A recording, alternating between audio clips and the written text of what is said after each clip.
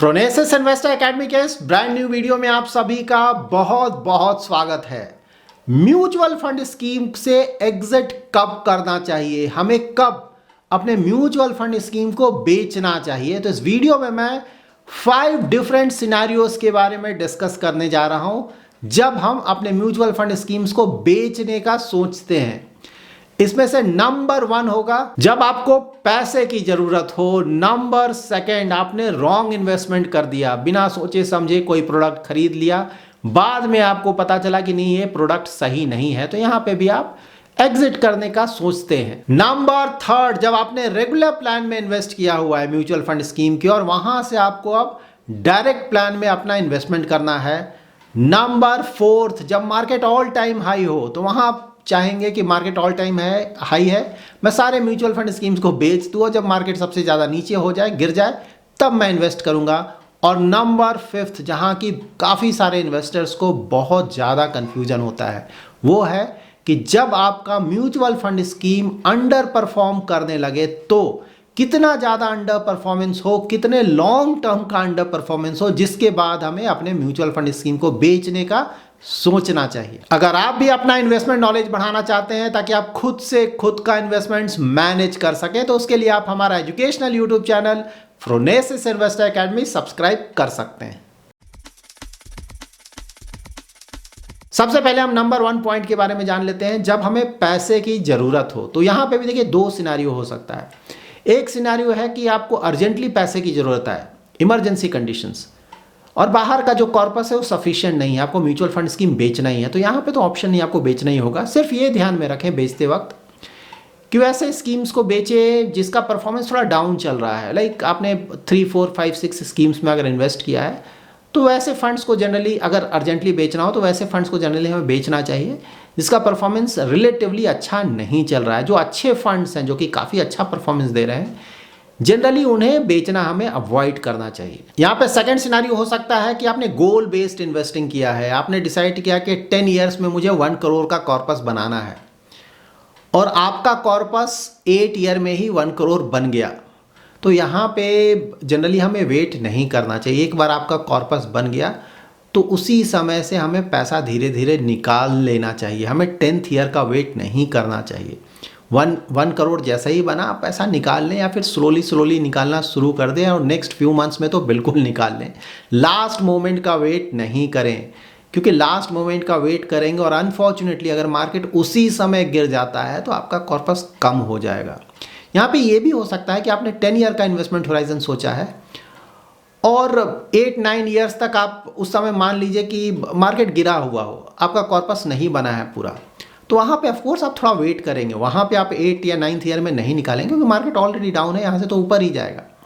In that case आप थोड़ा wait करेंगे ताकि मे बी 10th ईयर, और अगर वहाँ पे भी 1 करोड़ नहीं बनता है तो फिर आप थोड़ा स्ट्रेच करने की कोशिश करेंगे, और अगर स्ट्रेच नहीं कर सकते हैं तो 10th ईयर में जो भी कॉर्पस बना है ऑफकोर्स आप वहाँ पे उसे निकाल लेंगे। म्यूचुअल फंड से एग्जिट का सेकंड सिनेरियो हो सकता है कि आपने बिना सोचे समझे किसी म्यूचुअल फंड में अपना इन्वेस्टमेंट कर दिया, बाद में आपने अपना रिस्क प्रोफाइलिंग चेक किया, आपने इन्वेस्टमेंट होराइजन डिसाइड किया, तो वहाँ पे आपको पता चलता है कि नहीं ये फंड मेरे लिए बिल्कुल भी सूटेबल नहीं है।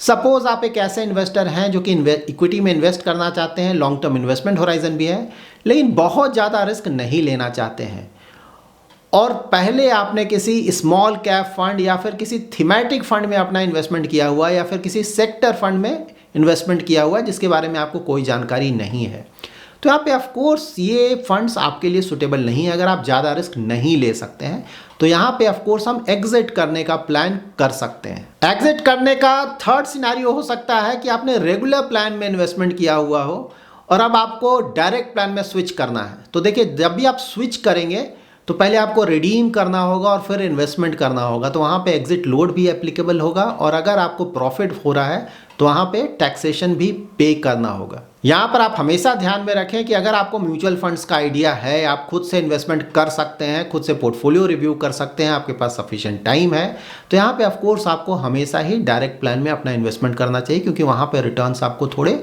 ज़्यादा मिलेंगे। और अगर आपने गलती से रेगुलर प्लान में इन्वेस्टमेंट किया हुआ है तो यहाँ पे आपको ध्यान रखना होगा इन्वेस्टमेंट होराइजन का, देखिए, अगर आपने पहले लॉन्ग टर्म से इन्वेस्टमेंट किया हुआ है लेकिन अब नेक्स्ट 1 to 2 ईयर्स में ही अगर आपको पैसा निकालना है तो वहाँ पे फिर रेगुलर से डायरेक्ट जाने का कोई खास मतलब नहीं बनता है, क्योंकि वहाँ पे टैक्सेशन भी आएगा और एग्जिट लोड एप्लीकेबल है तो वो भी आएगा। तो इसलिए यहाँ पे मतलब नहीं बनता उतना सारा टैक्स देकर स्विच करना। लेकिन हाँ, अगर इन्वेस्टमेंट होराइजन अभी भी लॉन्ग टर्म का है, लाइक 5 ईयर्स, 10 ईयर्स, 15 ईयर्स, अभी भी आपको वेरी लॉन्ग टर्म के लिए अपना इन्वेस्टमेंट कंटिन्यू करना है, इन दैट केस आप प्लान कर सकते हैं स्विच करने का from regular to direct plan. लेकिन यहाँ पे भी of course exit load at least check कर लें। एग्जिट लोड, क्योंकि आजकल ज़्यादातर स्कीम्स का एग्जिट लोड बहुत कम होता है, तो एग्जिट लोड जब क्रॉस हो जाए तो वहाँ पे फिर आप स्विच करने का प्लान कर सकते हैं। म्यूचुअल फंड से एग्जिट का फोर्थ सिनेरियो हो सकता है कि मार्केट ऑल टाइम हाई है, आपको लगता है कि नहीं यहाँ से अब मार्केट गिरने जा रहा है। In that case of course अच्छा तो यही होगा कि जब मार्केट ऑल टाइम हाई हो तो हमारा जो भी इन्वेस्टमेंट है हम पूरा बेच दें, और जब मार्केट पूरा गिर जाए तो वहाँ पे हम फिर से पूरा पैसा इन्वेस्ट कर दें। इस तरह से रिटर्न्स बहुत ज़्यादा आएंगे, और ये बात बिल्कुल भी सही है। अगर कोई ऐसा इंसान है पूरे वर्ल्ड में जो कि ऐसा कर सके consistently over a long period of time, तो बिल्कुल उसके रिटर्न्स बहुत ज़्यादा आएंगे। बट अनफॉर्चुनेटली पूरे वर्ल्ड में कोई भी ऐसा इंसान नहीं है जो कि consistently over a long period of time market को सही से टाइम कर सके। इसीलिए एज अ रिटेल इन्वेस्टर हमें इन चक्करों में नहीं पड़ना चाहिए जब मार्केट ऑल टाइम हाई हो या फिर लो हो। देखिए, आपको हमेशा ही मार्केट में इन्वेस्टेड रहना है। हाँ, थोड़ा सा एलोकेशन आप चेंज कर सकते हैं, लाइक मार्केट जब ऑल टाइम हाई हो तो वहाँ पे सपोज आपने डेट और इक्विटी का जो एलोकेशन सोचा हुआ है, अगर उसमें चेंजेस आ गया है तो वहाँ पे उसे आप चेंज कर लें। लाइक इक्विटी का एलोकेशन काफ़ी बढ़ गया है, डेट का एलोकेशन काफ़ी घट गया है। लाइक आपने सोचा कि आप इक्विटी में 60% रखेंगे, डेट में 40% रखेंगे, अब स्टॉक मार्केट ने बहुत अच्छा परफॉर्मेंस दे तो आपका इक्विटी एलोकेशन अब 80% हो गया, डेट का एलोकेशन 20% हो गया। तो ऑफकोर्स यहाँ पे आप रीबैलेंस करेंगे, इक्विटी को फिर से 60 लाएंगे और डेट को फिर से 40 करेंगे, तो ये रीबैलेंस कर सकते हैं। उसी तरह से large cap, mid cap, small cap का आपने एक एलोकेशन सोचा हुआ था जो कि पूरी तरह से चेंज हो गया। सपोज हो सकता है कि मिड कैप, स्मॉल कैप में बहुत ज़्यादा रैली आया, लार्ज कैप में उतना ज़्यादा रिटर्न नहीं आया, जिसके कारण मिड कैप और स्मॉल कैप का जो एलोकेशन है बहुत ज़्यादा बढ़ गया है, जबकि लार्ज कैप का एलोकेशन घट गया है।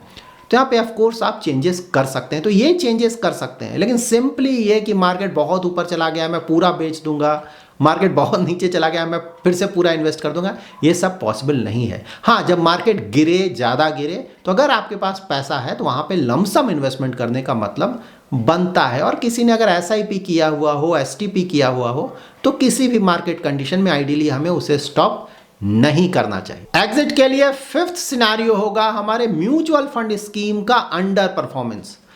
तो देखिए, अंडर परफॉर्मेंस कितना ज़्यादा हो और कितने लंबे समय का हो, तो ये बहुत ही सब्जेक्टिव क्वेश्चन है।